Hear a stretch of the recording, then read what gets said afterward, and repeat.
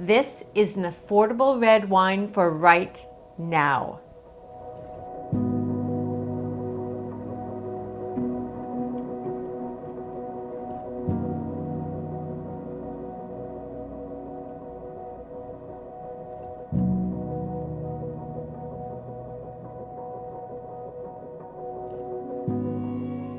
Welcome to my passion project, The Wine Find Talks.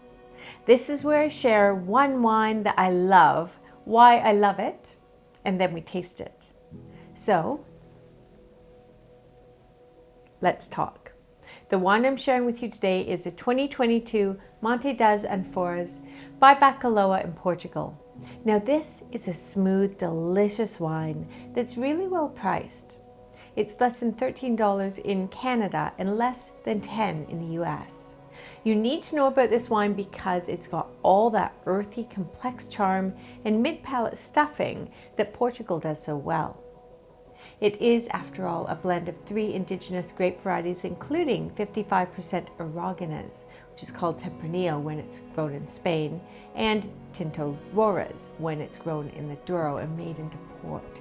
Now this wine is also unoaked, letting the fruit shine, giving it a style that's very on point for today. So many consumers want the freshness and purity of clean fruited unoaked reds, and this delivers. This wine could sell for more than it does. So it lets you sort of live well on less, and there's value in that. So let's taste. In the glass, great depth of color, which you'd expect from a red table wine from Portugal. Nose. Beautiful. I love this because it's not forward and yet still heady. There's a richness of aroma here that's also quite articulate. There's lots going on. So black fruit, yes, think black forest fruit, blueberries and blackberries and that sort of thing, as well as dried fruit. Do you get, if you're smelling this, you can't help but pick up a little bit of sultana or raisin or a little bit of, dried plum or something like that. And that's not coming from anything other than the fruit. So this is not made with dried fruit at all. It's just rich fruit. And there's a hint of cinnamon too, that nuttiness, that spiciness. That is, cinnamon, something I often associate with Aragonés, and it's right there.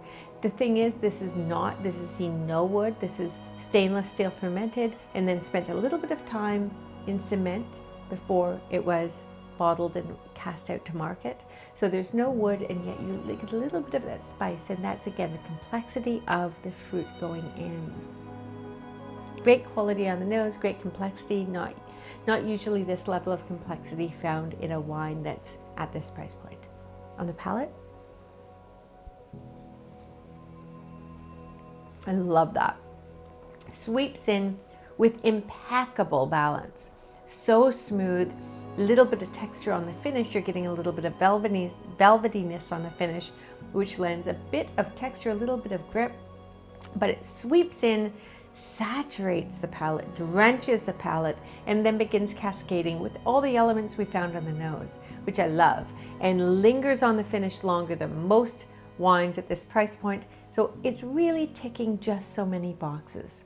It's also a wine that is really great at the table. You can pour it, I think it's fabulous this time of year with grilled meats mocked with sticky sweet sauces, for sure. Fantastic, stands up to those, fire grilled meats, absolutely. Or for something more vegan, it's great with vegan chili, maybe a blackberry chili or something like that. So really easy, versatile red wine. And of course you could have it with, if you liked, just a nibble of cheese. And that is what I wanted to talk about.